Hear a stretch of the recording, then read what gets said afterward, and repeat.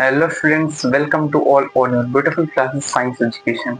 तो आज हम स्ट्रक्चर ऑफ द एटम के 5th लेक्चर में हैं और आज हम देखेंगे कि प्रोटॉन की डिस्कवरी कैसे हुई। हमने इलेक्ट्रॉन्स की डिस्कवरी देख ली, इलेक्ट्रॉन पर चार्ज क्या होते हैं उसको देख लिया, मास क्या होता है उसको देख लिया। अब हम देखेंगे प्रोटॉन्स की डिस्कवरी। ठीक है, हम जहां तक ये बात जानते हैं कि एक एटम होता है यार, तो एटम के अंदर जो एटम होता है, एटम वो कुछ चीजों से मिलके बना हुआ होता है, जैसे कि इलेक्ट्रॉन और प्रोटॉन और न्यूट्रॉन। ये सब एटॉमिक पार्टिकल है जिनसे मिलके क्या बना होता है, एटम। ये क्या है, सब एटॉमिक पार्टिकल, सब एटॉमिक पार्टिकल। ठीक है जी, सब एटॉमिक पार्टिकल। हमने इलेक्ट्रॉन की जो स्टडी है उसको कंप्लीट कर ली है। अब बची प्रोटॉन और मतलब प्रोटॉन और न्यूट्रॉन की। ठीक है, प्रोटॉन और न्यूट्रॉन की। ठीक है, तो हमने इलेक्ट्रॉन के बारे में पढ़ लिया है, अब प्रोटॉन और न्यूट्रॉन के बारे में पढ़ेंगे। उससे पहले मैं तुमको एक बात बता देना चाहता हूँ। सर जे थॉमसन ने हमको ये बताया था कि जो एटम होता है वो इलेक्ट्रिकली क्या होता है, न्यूट्रल होता है।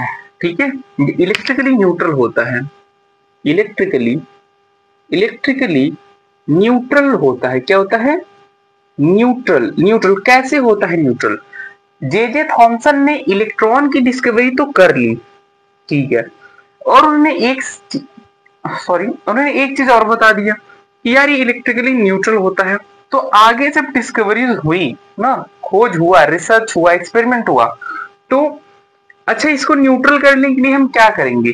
एक निगेटिव है तो अगर एक पॉजिटिव ले आके इसके सामने खड़ा कर देंगे तो ये क्या होगा, न्यूट्रल हो जाएगा। क्या, बिल्कुल हो जाएगा। पॉजिटिव निगेटिव मिलके न्यूट्रल ही होते हैं। ठीक है, पॉजिटिव निगेटिव मिलके न्यूट्रल चीजें ही बनाते हैं।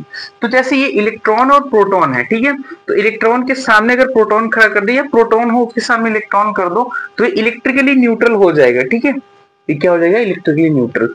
तो हमने एटम के अंदर एक चीज की डिस्कवरी कर ली है, देख ली है, वो भी एनसीईआरटी जिस हिसाब से बोलती है उस हिसाब से। आज हम देखेंगे डिस्कवरी किसकी देखेंगे, प्रोटॉन्स की डिस्कवरी देखेंगे। तो हेडिंग डालेंगे discovery of proton, discovery of protons. किसकी डिस्कवरी देखेंगे, प्रोटॉन्स की डिस्कवरी देखेंगे। प्रोटॉन्स की डिस्कवरी करने वाले साइंटिस्ट जो थे वो ई गोल्डस्टीन थे। कौन थे, साइंटिस्ट साइंटिस्ट ई गोल्डस्टीन, ई गोल्ड ई गोल्डस्टीन थे। ठीक है, ई गोल्डस्टीन थे। इन्होंने जो है किसकी डिस्कवरी की थी, प्रोटॉन्स की। एक्चुअल हमें जेम्स चैडविक जी बताए जाते हैं, इसकी जो है जेम्स चैडविक या कोई अदर साइंटिस्ट बताए जाते हैं, बट जो रिसर्च किया था, ठीक है, प्रोटॉन्स की डिस्कवरी में जो मेजर एक्सपेरिमेंट किया था वो ई गोल्डस्टीन ने किया था, और जो कंपटीशन एग्जामिनेशन है उसमें भी ई गोल्डस्टीन का नाम आता है। ठीक है, तो देखो अब ध्यान से देखो, साइंटिस्ट है ई गोल्डस्टीन। अब इन्होंने क्या किया, जैसे हमने कैथोड का एक्सपेरिमेंट किया था, जैसे कैथोड का हमने क्या किया था, कैथोड में एक कैथोड मतलब लगाया था, एक इनोड का जो है इलेक्ट्रोड लगाया था, वहां से कैथोड से इनोड की तरफ क्या जा रहा था, इलेक्ट्रॉन जा रहे थे। हमने सेम सेटअप लिया, बट चेंज क्या हुआ, चेंज के इन्होंने क्या यूज किया, same setup same setup use किया, या बोल सकते हैं सेम डिस्चार्ज ट्यूब यूज किया। डिस्चार्ज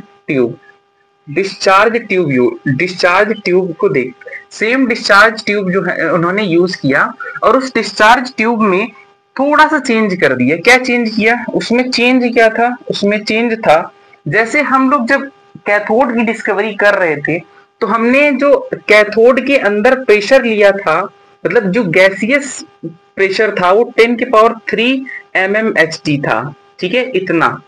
पर हमने क्या किया, इस बार हमने चेंज जो किया वो गैस का प्रेशर कितना ले लिया, पता है गैस का प्रेशर कितना ले लिया, हमने गैस का प्रेशर ले लिया 10⁻⁻1 mmHg।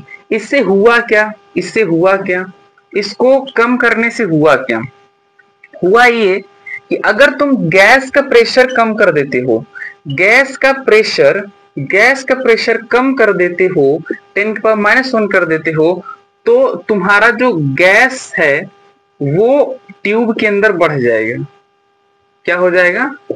गैस का प्रेशर जैसे ही डिस्चार्ज ट्यूब में तुम्हें दिखाया है, ठीक है दिखाया जी।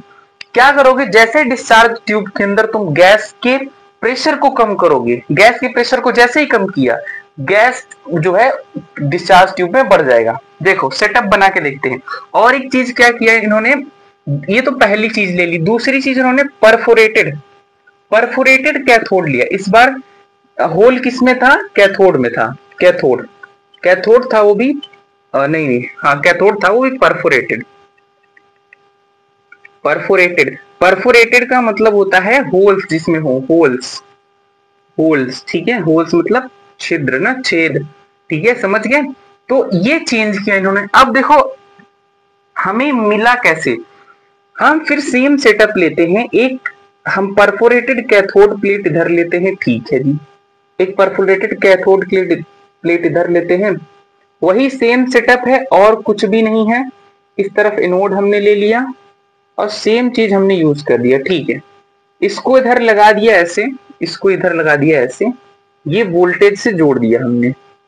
यही किया था ना हमने, अगली बार भी यही हुआ था, ठीक है। अब देखो हुआ क्या, हमने क्या कर दिया, हमने यहां पे गैसियस प्रेशर कम किया, गैस का प्रेशर कम कर दिया अंदर में, तो गैस बढ़ गया, यहां पे गैस बढ़ गया, ठीक। हुआ ये कि इलेक्ट्रॉन्स में क्या हो रहा था, कैथोड से इलेक्ट्रॉन्स निकल के एनोड की तरफ जा रहे थे। यहां पे लिख दे रहा हूं मैं कैथोड जो कि निगेटिव है, कैथोड जो कि निगेटिव है, यहाँ पे एनोड जो कि पॉजिटिव है। अब ध्यान से देखना, अब यहाँ पे क्या होगा, यहाँ पॉजिटिव वाले से ऐसे एक रे आती हुई दिखाई देगी। मैंने तो तुमको ऐसे बना के दिखा रहा हूं, बट ये ऐसे आती हुई दिखाई देगी और इधर जो है इस साइड में जाएगी। यहाँ पे क्या लगा है, जिंक सल्फाइड लगा है, ZnS, जिंक सल्फाइड, जो कि फ्लोरोसेंट मटेरियल है। इस तरफ ये जो पॉजिटिव जो है, जो इस तरफ ऐसे रे के फॉर्म में आ रही है ना, एनोड से किधर, कैथोड की तरफ। अब मेरी बात जरा तुम सोच के बताओ, लॉजिकल सी बात है, कोई इसमें बहुत ज्ञान की बात नहीं है, बुद्धि नहीं लगानी है। पॉजिटिव है, पॉजिटिव रे है, तो ये किसकी तरफ जाएगा? जाहिर सी बात है यार, निगेटिव की तरफ की जाए, क्योंकि पॉजिटिव निगेटिव में अट्रैक्शन होता है, निगेटिव पॉजिटिव को अपने पास बुलाएगा, अट्रैक्ट करेगा। ये देखो पॉजिटिव आ रहा है ना निगेटिव के पास में, बिल्कुल आ रहा है। अब इस बार क्या हुआ कि ये विजिबल होगा। अगली बार हमको कैथोड रे जो इस तरफ से इस तरफ जा रही थी इलेक्ट्रॉन्स, वो हमें दिखाई नहीं दे रही थी, पर इस बार जब जो एनोड है वो जो इस साइड से इस साइड आएगा, मतलब एनोड से कैथोड की तरफ आएगा, तो विजिबल होगा पहली चीज। दूसरी चीज कलर्ड होगा, विजिबल होगा, ठीक है, दिखेगा हमको। तो ये जब पॉजिटिव से निगेटिव की तरफ आएगा तो हम समझ जाएंगे कि यार एक जो रे थी जो कैथोड से एनोड की तरफ जा रही थी उसे इलेक्ट्रॉन बोल रहे थे, इसको हमने क्या बोल दिया, इलेक्ट्रॉन। हमने तब कब बोला पता है, जब हम जे थॉमसन आए, उन्होंने इलेक्ट्रॉन बोला, तो हमने उसको क्या बोला था, कैथोड रे। अब ये एनोड से आ रहा है तो हम इसको क्या बोल देंगे, एनोड रे। क्या बोल देंगे, इसको क्या बोल देंगे हम, एनोड रे। तो इसको क्या बोलेंगे, एनोड रे बोलेंगे, या और कैनाल, इसको क्या बोलेंगे, कैनाल रे। क्या बोलेंगे, कैनाल रे, ठीक है, इसको क्या बोलेंगे, कैनाल रे। तो एनोड रे और कैनाल रे। अब बोलोगे सर आपने तो लिखा है डिस्कवरी ऑफ प्रोटॉन्स, में प्रोटॉन्स की डिस्कवरी बता रहे हैं। देखो ध्यान से पहले इतनी चीज को नोट करो, मैं तुम्हें बताता हूं कि प्रोटॉन्स की डिस्कवरी हुई कैसे। इतनी बात को नोट करो। हुआ क्या है, मैं फिर से समझा रहा हूं। ई गोल्डस्टीन नाम के एक साइंटिस्ट थे जिन्होंने सेम सेटअप यूज किया डिस्चार्ज ट्यूब का। चेंज क्या कर दिया उन्होंने, गैसियस प्रेशर को कम कर दिया, तो गैस बढ़ गया। इसके अंदर देखो गैस बढ़ गया, ठीक है, इसके अंदर गैस बढ़ गया। और कैथोड को परफोरेटेड मतलब देखो छोटे छोटे छेद है ना, हाँ बिल्कुल ठीक है। तो अब इधर से इस साइड जो है विजिबल कलर्ड जो पॉजिटिव रेज है वो किस तरफ आने लगी, इस साइड में आने लगी, ठीक है। तो इसको हमने क्या बोल दिया, कैनाल रे बोल दिया। अब मैंने क्या बोला उस बात को ध्यान दो कि गैसियस प्रेशर कम किया तो गैस अंदर बढ़ गया। गैस का प्रेशर अगर कम कर दोगे अंदर तो गैस तो बढ़ जाएगा अपने आप, ठीक है, गैस बढ़ गया। हुआ क्या, अब इतनी बात को तो तुमने नोट कर लिया, ऊपर ऊपर हटा दूं, ठीक है हटा दे रहा हूं। देखो हुआ क्या, अब मैं ऊपर लिख रहा हूं, है ना, हुआ क्या, हुआ क्या। इस सेटअप को सेम ऐसे ही रखो। देखो अब बात ये उठती है कि क्या हम ये जो एनोड से कैथोड की तरफ एनोड रे आ रही है, क्या हम इसको कह सकते हैं कि ये प्रोटॉन्स है? नहीं, हम एनोड रे को प्रोटॉन्स नहीं कह सकते। Anode rays are not protons, ठीक है। तो यहां पे लिखो anode rays are not protons. Anode ray protons नहीं होती, एनोड रे जो है वो प्रोटॉन्स नहीं होती, वो प्रोटॉन्स नहीं होती, आर नॉट प्रोटॉन्स। एनोड रे कोई प्रोटॉन नहीं होती, ठीक है। अभी मैं बताता हूं प्रोटॉन हम कहेंगे किसको, ठीक है। तो पहले इतनी बात को नोट करो कि एनोड रे जो होती है वो प्रोटॉन्स नहीं होती, anode rays are not protons, ठीक है। तो ये जो एनोड के साइड से कैथोड की तरफ आ रही है एनोड रेज, वो प्रोटॉन्स नहीं होती। अब बोलोगे सर तो प्रोटॉन्स होता क्या है? जब हमें ध्यान दो, ये तो हो गया एनोड। अब हमें पता करना है कि प्रोटॉन्स को पता करने के लिए क्या हुआ कि प्रोटॉन्स कैसे पता होंगी। प्रोटॉन्स की एक प्रॉपर्टी होती, एनोड रे की एक प्रॉपर्टी होती है, तुमको बताता हूं। एनोड रे की प्रॉपर्टी ये होती है, एनोड रे की प्रॉपर्टी ये होती है कि जो एनोड रे है वो गैसियस जो है आयन से मिलकर बना होता है। याद करने की कोशिश करो, कैथोड जो तुम्हारा था, कैथोड रे जिससे इलेक्ट्रॉन बना था, जिसे हम इलेक्ट्रॉन बोलते थे, वो तो कैथोड से डायरेक्टली आ रही थी। बट ये जो एनोड रे है, ये एनोड रे डायरेक्ट एनोड से नहीं आ रहा है। ये कहां से आ रहा है? हमने बताया ना, हमने गैस का प्रेशर कम किया तो गैस बढ़ गया। तो यहाँ पे जो गैसें बढ़ी वही गैसें क्या हुई, एनोड के फॉर्म में इस साइड से इस साइड आने लगी। समझ, अब मेरी बात को समझो, ठीक है। देखो मैं तुम्हें समझाने की कोशिश करता हूं। पहले एक प्रॉपर्टी नोट करो, एनोड रे की एक प्रॉपर्टी नोट करो। एनोड रे की प्रॉपर्टी है कि चार्ज बाय मास रेशियो किस पे डिपेंड करता है? Depend upon charge by mass ratio depend करता है नेचर ऑफ गैस पर। नेचर ऑफ गैस पर किस पे डिपेंड करता है? नेचर ऑफ गैस पर, ठीक है। गैस का नेचर कैसा है? तो एक अब क्या हुआ पता है, चार्ज बाय मास। अब जब चार्ज बाय मास अगर हाईएस्ट हुआ, कोई ऐसा गैस लो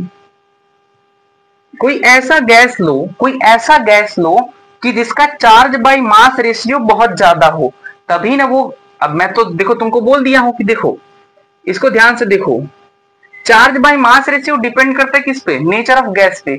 तो कोई ऐसा गैस होना चाहिए जिसका charge by mass ratio highest हो। तो हमने क्या लिया? हाइड्रोजन को लिया। किसको लिया? हाइड्रोजन को लिया। हाइड्रोजन गैसियस फॉर्म में होता है, ठीक है जी। हाइड्रोजन का जो एटॉमिक जो वेट होता है, मास होता है, वो क्या होता है? मिनिमम होता है, ठीक है, वो मिनिमम होता है।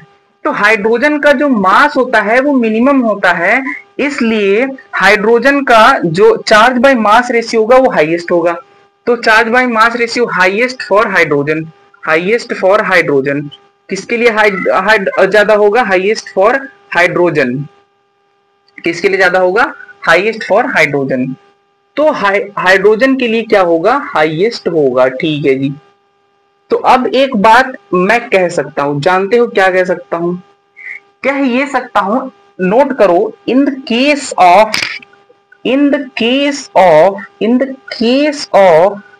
हाइड्रोजन के केस में anode ray are made up of protons, ठीक है। Anode rays are made up of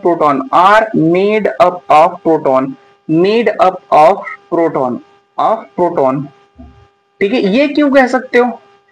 देखो कह इसलिए सकते हो, हमने देखो दो तीन बातें समझने की कोशिश, हिंदी इंग्लिश जिस लैंग्वेज में तुमको अच्छा लगे, जिस लैंग्वेज में तुमको ऐसा लगे कि ये बात मैं लिख लूं मुझे समझ में आ जाए, तो ध्यान से मेरी बात को सुनो समझो। हम कैथोड रे को इलेक्ट्रॉन इसलिए बोल रहे थे क्योंकि डायरेक्ट कैथोड रे से ओरिजिनेट होके कहां जा रहा था, एनोड पर जा रहा था। बट एनोड जो है, एनोड रे वो डायरेक्ट एनोड के इलेक्ट्रोड से नहीं आ रहा है, वो कहां से आ रहा है, गैस से आ रहा है। ठीक है, गैसेस आयन से ओरिजिनेट होकर आ रहा है। मैं फिर बोलता हूं, हमने गैस का प्रेशर कम किया तो गैस इस ट्यूब में ज्यादा हो गया, गैस ज्यादा हुआ तो गैसियस आयंस जो थे वही एनोड रे का फॉर्म बना लिए, वही एनोड रे का फॉर्म बना लिए। तो फिर क्या हुआ, हमें पता करना है प्रोटॉन्स के बारे में। तो चार्ज बाय मास रेशियो किस पे डिपेंड करने लगा, नेचर ऑफ गैस के बारे में, नेचर ऑफ गैस पर डिपेंड करने लगा ना, चार्ज बाय मास रेशियो। तो चार्ज बाय मास रेशियो जिसका हाईएस्ट होगा वही जो है, वही आयन के फॉर्म में प्रोटॉन्स को लेके आएगा। ठीक है जी, तो चार्ज बाय मास रेशियो किसका ज्यादा हुआ, हाइड्रोजन का, क्योंकि हाइड्रोजन का मास जो होता है वो मिनिमम होता है। तो चार्ज बाय मास रेशियो सबसे ज्यादा किसका होगा, हाइड्रोजन का होगा। तो वही हाइड्रोजन आयन के फॉर्म में एनोड से कैथोड की तरफ जो है ये कैनाल्स रे या जो है एनोड रे आने लगी। तो अब हम इसको कह सकते हैं it is the discovery of protons. अब ये प्रोटॉन्स की डिस्कवरी, अब क्यों, मैं तुम्हें एक और, अब तुम्हें समझने के लिए एक और चीज बता रहा हूं। हमने क्लास के स्टार्टिंग में ही ये बात देख ली कि जो एटम होता है यार इलेक्ट्रिकली न्यूट्रल होता है। ध्यान दो, हाइड्रोजन में एक, अगर कहोगे कि एक इलेक्ट्रॉन है तो ये क्या है, एटम है, तो इसको इलेक्ट्रिकली न्यूट्रल होने के लिए एक प्रोटॉन की तो जरूरत पड़ेगी ना, बिल्कुल पड़ेगी यार। एक इलेक्ट्रॉन, अगर तुम बोल रहे हो जे थॉमसन के हिसाब से, और ये भी बोल रहे हो कि ये एक एटम है और इलेक्ट्रिकली न्यूट्रल होना चाहिए, तो एक प्रोटॉन भी तो सामने रखोगे। ठीक है, तो प्रोटॉन यहां से भी तुमको पता चल गया, इस थियरी से भी पता चल गया कि hydrogen, in the case of hydrogen anodes are made up of protons. But याद रखना है कि anode ray are not protons, anode ray proton नहीं होती, एनोड रे के अंदर हाइड्रोजन एटम में प्रेजेंट होता है प्रोटॉन। फिर से मेरी बात को ध्यान से सुनो, एनोड रेज जो होती हैं, जैसे मैं बोलूं, जस्ट इसको इमेजिन करो, ये दो रेज हैं पास हो रही हैं, इसके अंदर इंक है, ठीक है, इसके अंदर इंक है, ठीक है। अब मैं ये बोल दूं कि ये जो रेज है, ये एनोड रे जो इस साइड से इस साइड पास हो रही हैं, क्या ये पूरा का पूरा तुम्हारा मतलब प्रोटॉन्स ही है यार? नहीं, ये तो रे है ना, इसके अंदर प्रोटॉन्स प्रेजेंट है। तो एक स्पेसिफिक गैसियस एटम के लिए, जस्ट फॉर हाइड्रोजन के लिए, हाइड्रोजन के अंदर प्रोटॉन्स प्रेजेंट होंगे, तो हाइड्रोजन गैसेस के जो रेज बनेंगी इस साइड से इस साइड आएंगी, वही क्या होंगी, तुम्हारी प्रोटॉन्स। ये रही तुम्हारी पूरी प्रोटॉन्स की डिस्कवरी, ये रही तुम्हारी पूरी प्रोटॉन्स की डिस्कवरी। तो फिर से एक बार मेरी बात को समझो कि कैथोड जो कि इलेक्ट्रॉन्स थे, इलेक्ट्रॉन सीधा कैथोड से जा रहे थे एनोड की तरफ, बट फिर से ध्यान से सुनो, एनोड के इलेक्ट्रोड से डायरेक्ट कोई मतलब कैनाल रे या एनोड रे नहीं आ रही है, वो गैसियस आयन के फॉर्म में सीधा आ रही है, गैसियस आयन के फॉर्म में सीधा आ रही है। ठीक है, कौन से gaseous? In the case of hydrogen atom, मैं तुम्हें बता दिया हाइड्रोजन एटम। क्यों हाइड्रोजन एटम के केस में? क्योंकि चार्ज बाय मास डिपेंड करता है गैसेस पे, और चार्ज बाय मास का हाईएस्ट चार्ज बाय मास किस में होगा? हाइड्रोजन में होगा। इतनी बात को नोट कर लो बहुत प्यार से, ठीक है। फिर कुछ इसकी प्रॉपर्टीज हैं, इसको नोट करेंगे। मैं साइड हूं, खूब बढ़िया स्क्रीनशॉट ले लो और उसके बाद आगे बढ़ते हैं, ठीक है। इतने में तो ले लिए हो गया स्क्रीनशॉट।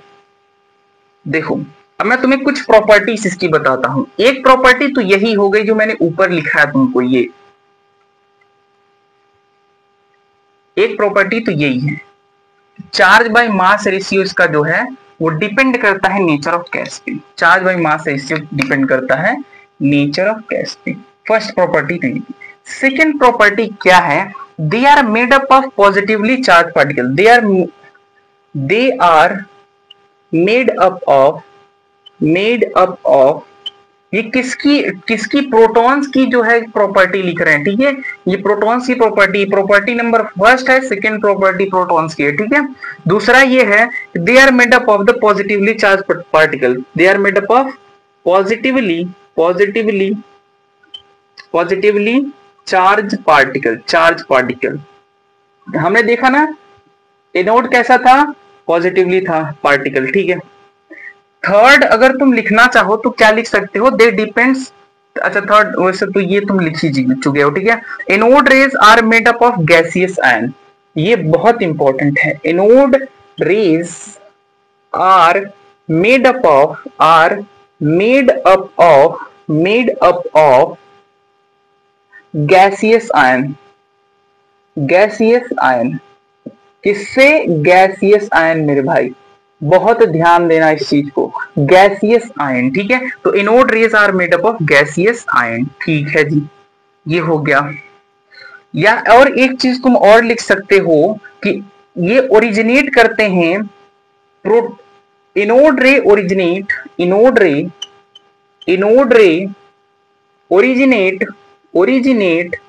ओरिजिनेट कहां से ओरिजिनेट करते हैं, बताओ, अभी मैं चीख के बता रहा था, कहां से ओरिजिनेट करते हैं, gaseous ion, originate from gaseous